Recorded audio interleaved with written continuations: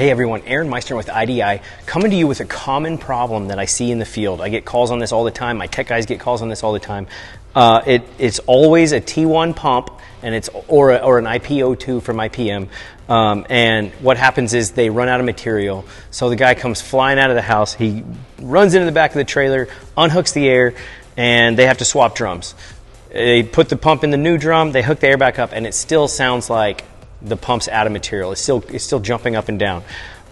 So all that it is, almost every single time, I don't even know that I've seen a situation where this problem happens and it hasn't been this specific solution. It's the piston shaft became disconnected from the air motor.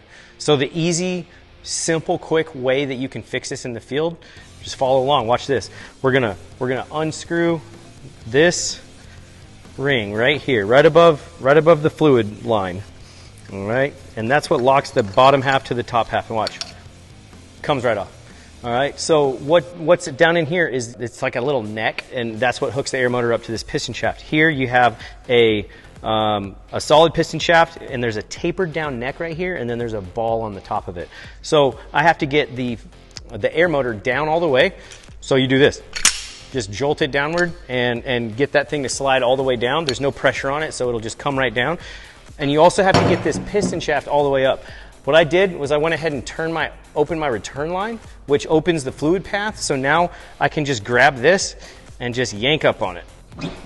Whoa, pull the whole pump out. So I want to yank that whole thing all the way to the top of the stroke and have this one at the bottom of the stroke so that I can line them up easily and I don't have to jack with it.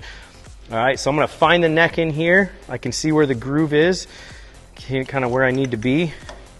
This isn't always easy, so bear with me here. Sometimes you have to kind of give it a little tough love to make it work. Just don't bend that piston shaft. That would be very bad.